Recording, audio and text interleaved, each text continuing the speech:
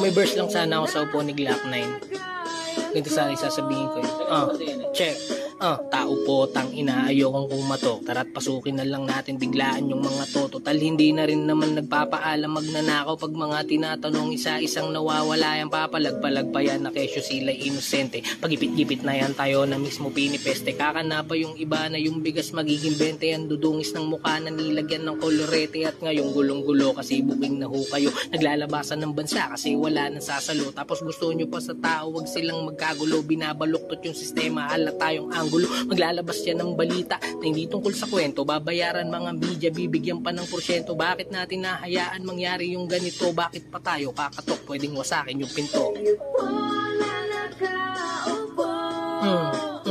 Subukan nyo